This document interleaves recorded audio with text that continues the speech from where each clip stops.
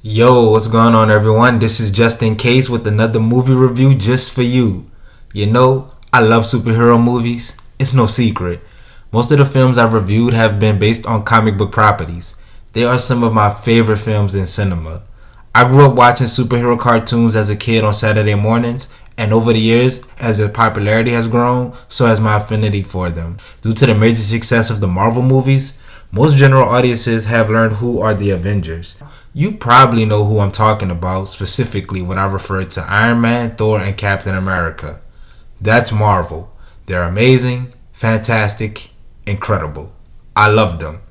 I also love DC Comics.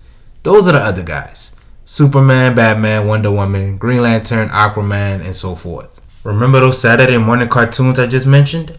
Most people don't know this, but Warner Brothers was doing the whole superhero crossover thing with their cartoons in a thing called the DC Animated Universe. This started with Batman the Animated Series, then Superman the Animated Series, and finally Justice League and Justice League Unlimited. And that was the more popular ones. They were doing with animation what Marvel and DC Comics have been doing for decades with their comic books and graphic novels. It's actually ironic. Marvel Studios started doing this with blockbuster movies, and once Disney bought them out, well, the rest is history.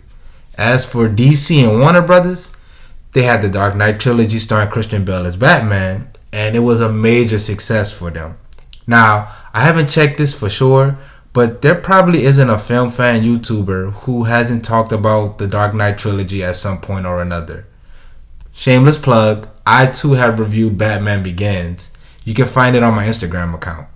Needless to say, the Dark Knight trilogy, or more specifically, The Dark Knight, was really influential on both audiences and other filmmakers alike.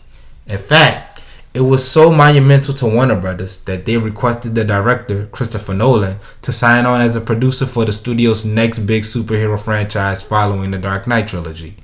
Enter Man of Steel. Okay, so here's the thing. I had to give you all of the rambling backstory before starting the review proper just to get to this point. Believe me, it'll make sense in the future videos. So, here are my thoughts on Man of Steel. First things first, the director, Zack Snyder, is a tremendous talent. He has more talent in his right hand than I probably have in my entire body. And I would be lying if I told you there aren't films of his that I do enjoy, Sucker Punch being one of them.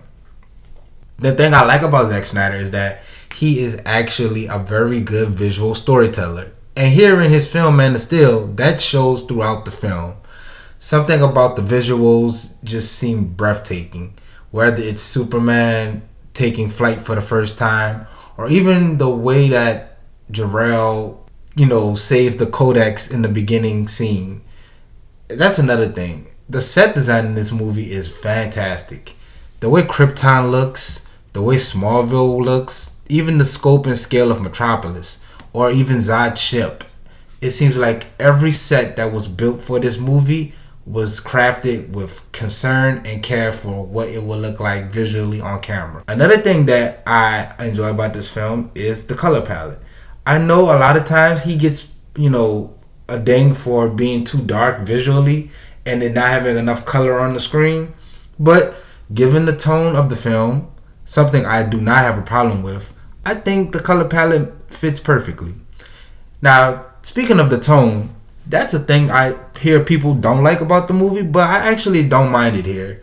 People always say that the DC movies take themselves too serious. It seems like everything is just really, the weight of the world is on the character's shoulders.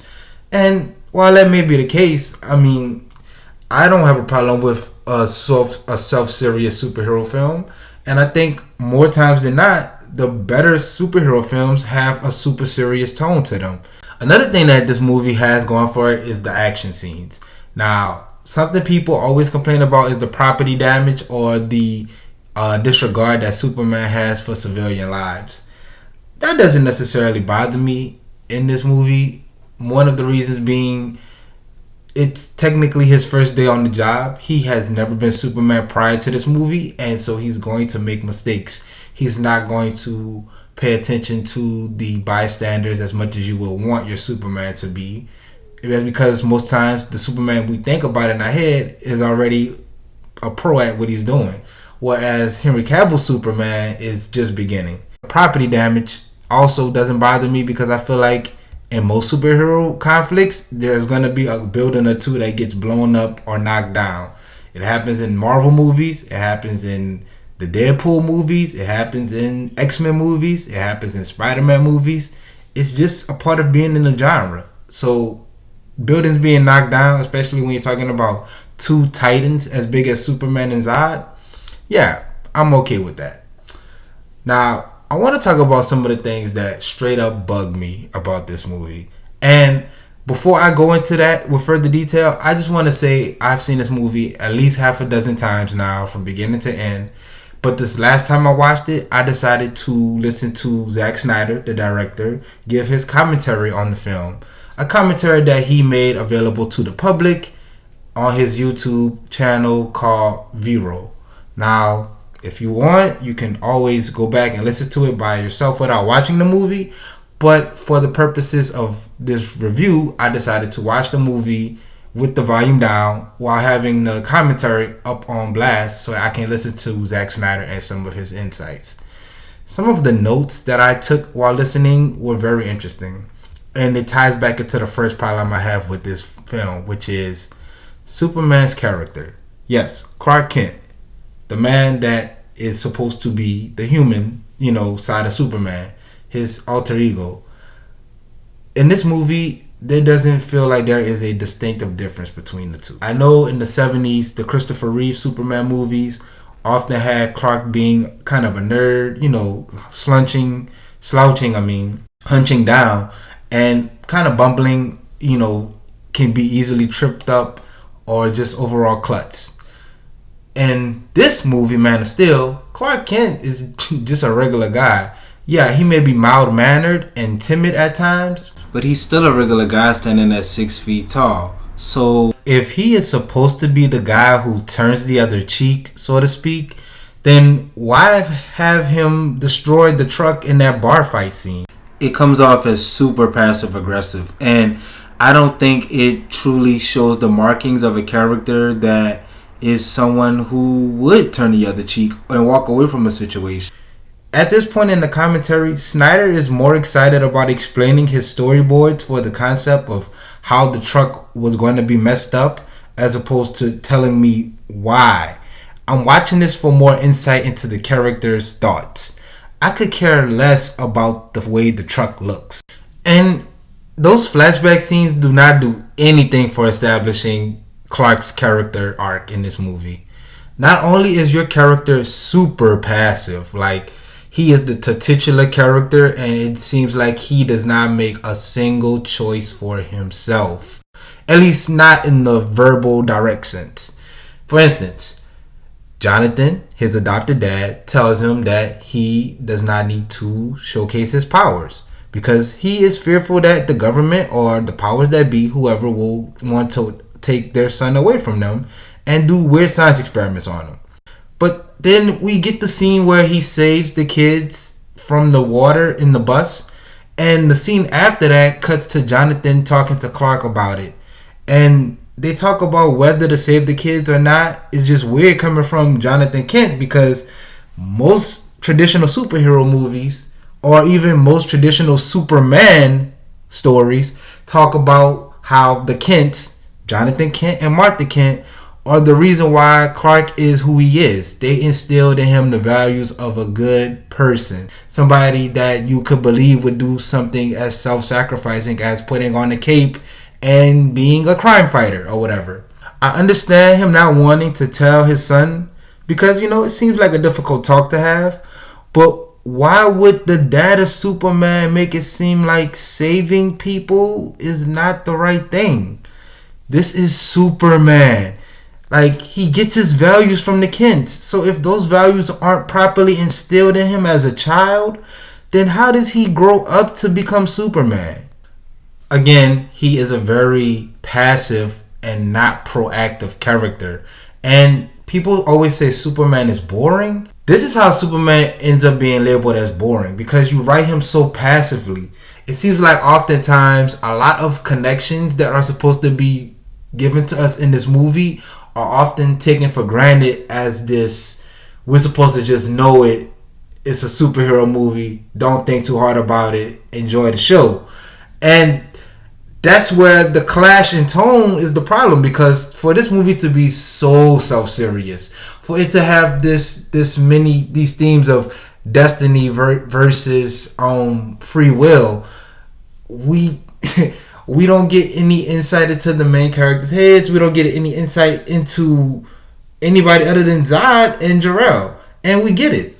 Jor-El is on the side that Krypton is a planet that had to go. It caused its own self-destruction because they had taken free will away from their citizens. Zod is on the side that this is tradition, this is the way that we've done it, and the death of Krypton or the explosion of Krypton was not our fault, but more so, a freak of nature.